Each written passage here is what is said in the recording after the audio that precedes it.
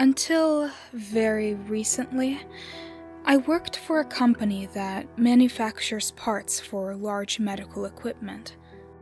For my own anonymity, I'm going to keep the details vague. All you really need to know is that I worked with big chunks of metal in a relatively small factory in the middle of nowhere.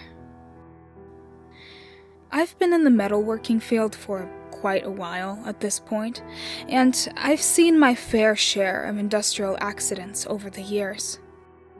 I've long since come to terms with the fact that an occasional gnarly gash or painful abrasion is par for the course in my line of work.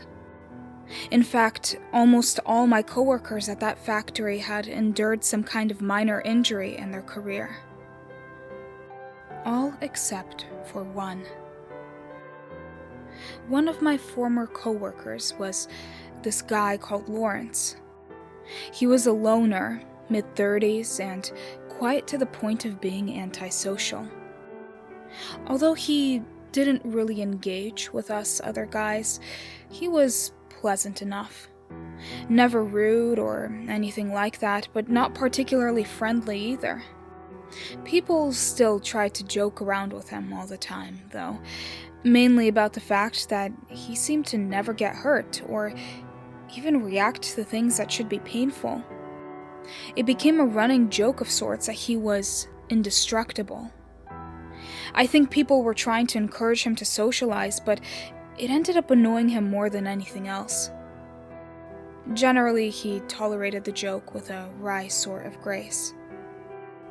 There was clearly some amount of truth to the joke, though. Lawrence would regularly touch burning hot metal or chemical irritants without so much as a flinch. It was impressive what he could endure, albeit concerning. The running gag was only reinforced when, about a year ago, Lawrence had an incident with a milling machine. He was using the thing as he usually did, with no personal protective equipment whatsoever.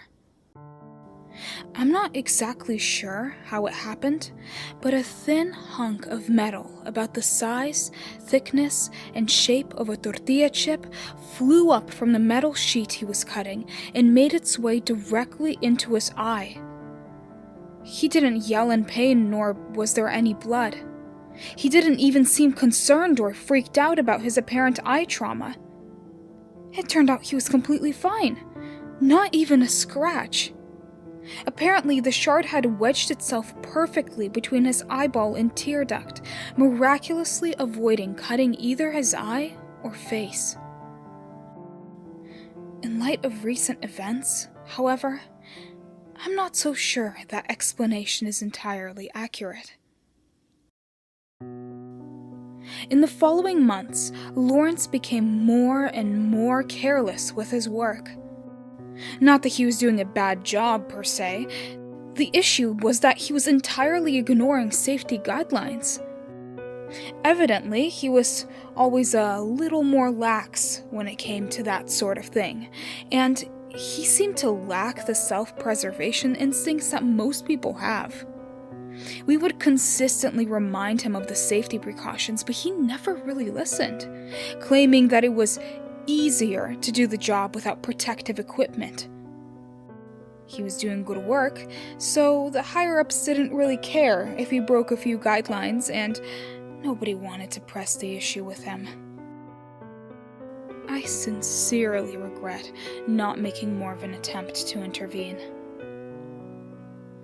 I still struggle to wrap my head around what exactly happened to Lawrence last week. The things that I witnessed don't sound possible, even to myself, but I'll do my best to articulate the events of my last day working for the company. For the first 3/4 of my workday, absolutely nothing was amiss or even mildly out of the ordinary. It was a Wednesday. The project I was working on was unremarkable. I was on a bit of a time crunch due to some external factors going on in my life I won't get into here, so I decided to work late so I could finish up what I was doing ahead of schedule and have a bit more free time later. Lawrence apparently also decided to work late, which wasn't surprising as he did so somewhat often. As one might surmise, based on his description, he wasn't really the type of guy to go out for some drinks with the boys. Instead of socializing, Lawrence was working a lathe. I assume the majority of people listening to this aren't very familiar with the types of machines used for large-scale metalworking, so allow me to give a highly condensed version of what exactly we're dealing with. A metal lathe is sort of like a potter's wheel for metal, a turning machine that we use to cut, sand, and face metal. They allow us to cut metal extremely efficiently and symmetrically. And Lawrence stuck his hand in one. I have no idea why exactly he did so. I can only assume it was a careless mistake. The second his hand connected with the spinning rod of metal, he yelped in shock. Lawrence and I were the only two on that side of the factory floor, and I guess that means I was the only one besides him who saw the initial impact. I braced myself to be splattered with chunks of gore as my coworker was obliterated by an industrial machine, but the rain of blood, guts, and brain matter I was expecting never came. For an infinitesimally tiny fraction of a second, I thought maybe nothing had happened at all. But then I looked back up, and my ephemeral relief was replaced by horror and confusion. There was no blood, no screaming. Lawrence only looked confused. His arm was caught around the metal rod he was cutting, but instead of being violently ripped from his body or sucking him into the machine, it was stretching. It seemed like he was made of clay, until I heard the stomach-churning pop sound of his shoulder being pulled from its socket as he stumbled forward. His arm had wrapped around the rod dozens and dozens of times, looking like a coiled spring. He had a look of panic on his face. I assumed he must have been frozen in shock, but he finally started to scream. In what felt like 20 minutes, but was really only half a second, his arms seemed to run out of slack, and his body was pulled into the lathe. At least, his upper half was.